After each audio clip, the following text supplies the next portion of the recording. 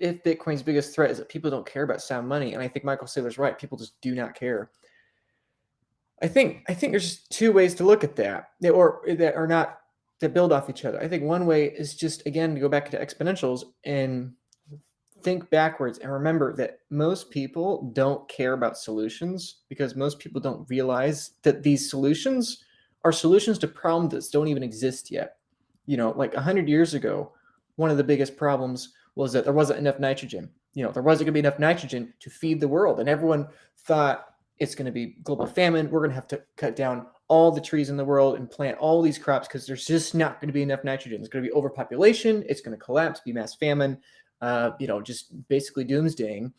And it's like, essentially the Fritz Haber process with nitrogen and everything of that sort basically has allowed us to have an extra 4 billion humans alive today on the planet.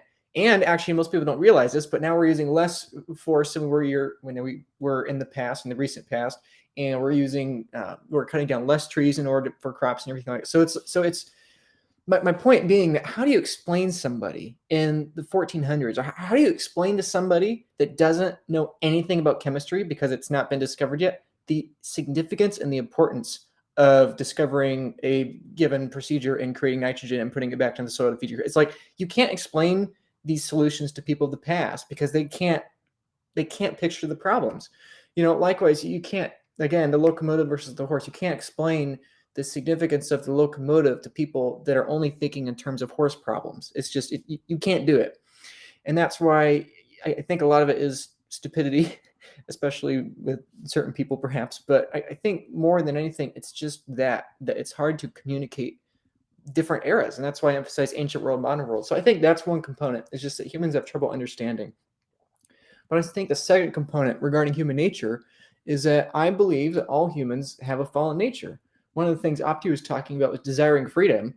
And the great irony in that is, I'm a Christian. And so I believe, in Genesis about when Adam and Eve took the fruit, what were they really doing? They were craving freedom. They were taking the fruit and saying, we reject God's truth. We reject God's authority. I don't want to get all theological here, but it's basically the same idea that we want to be in charge. We want to have our own freedom. We don't want to submit ourselves to God. We don't want to obey. We want to disobey and do our own thing. And so I think you're right. Not even just a philosophical or historical sense that people want freedom. I think it's true in a spiritual and a theological sense too, but that's all I'll say about that. But I think ultimately because of that, because our desire for that freedom and our desire, I would argue as well, for corruption is so deep that as long as we have the ability to force that corruption onto the world and force it onto others, if we are able to do that, eventually it's going to happen. Because even if we're righteous and even if we're, goody two shoes or whatever, and we don't hurt other people with our own power that we have, eventually someone's going to do that. It's like 100% certainty. And so you mentioned North Korea, you have all the people in China and people in other areas of the world too that are under just incredible amounts of tyranny. And I think the difference with Bitcoin to all these other tools is that we haven't yet found a way at which humans can gain control of Bitcoin again. We haven't yet found a way at which people using Bitcoin or operating within Bitcoin can exploit it to corrupt it or damage other people or harm other people, both in terms of their finances, non-violently, and also violently. And I think that's the really important distinction with Bitcoin to all these other technologies. And I think that's the really key point that most people don't understand why the Bitcoiners are so passionate. It's like, that's the big deal. The big deal is that for what seems to be the first time in history, we have a technology that its own operation and survival is inherently separated from humans' desire to corrupt things. And so, yeah, I think it's a real problem that people don't care about sound money. And I think it's a real problem that people are corrupt. But ultimately, I think the design of Bitcoin is that it's designed to function and not harm anyone, even if all the actors within the network are trying to harm each other. And I think that's why Jason Lowery, for example, with his software thesis, which is very controversial, I think that's like one of the really important pieces of the Bitcoin thesis, is understanding its incentive structure change to warfare and violence in general.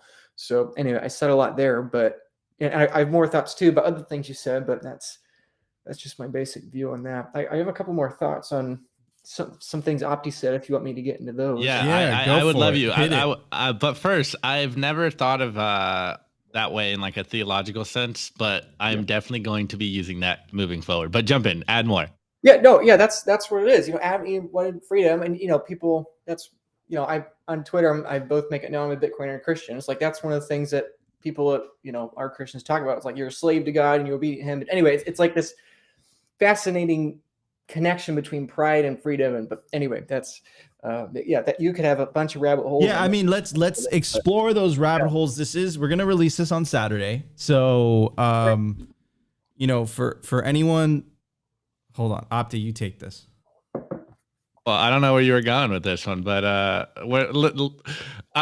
ignore Nico. Luke, what were your other thoughts? And we'll jump off those because I do have some stuff. No, okay, sorry. It's very important conversation. All right, really back in. We're pivoting back.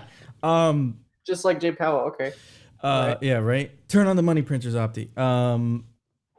I hope that you're enjoying this video, and I hope that after this video that you begin taking self-custody of your Bitcoin, as that is extremely important. And that also includes keeping very good care of your seed phrase and not just writing it on a piece of paper. So I encourage you to check out this video's sponsor, Stampseed.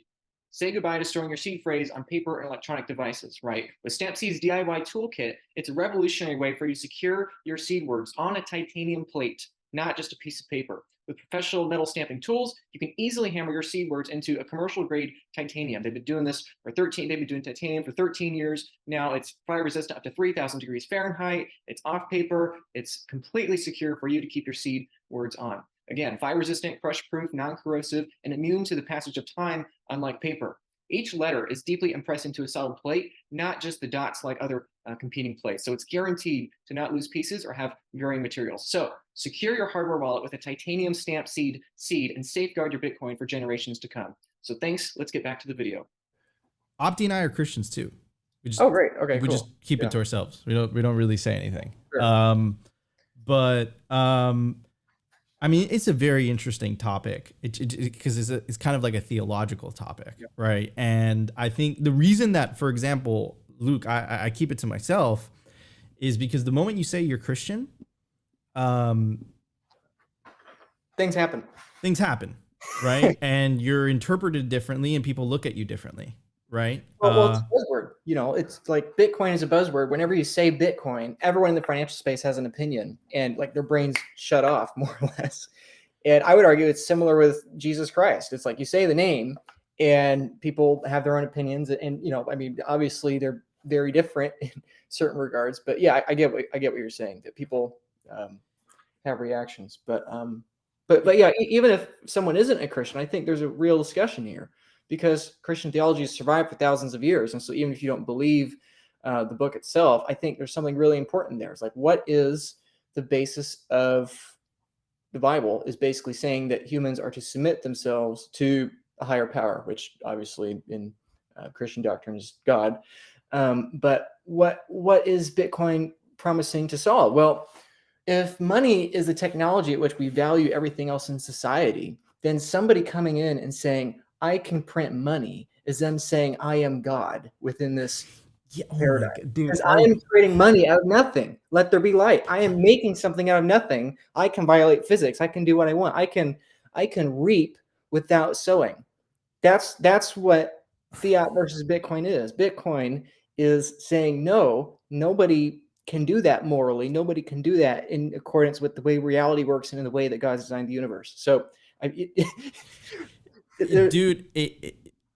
dude, so I've tweeted that before. I said specifically, no one deserves the godlike power of being able to create money for free that another man has to work for.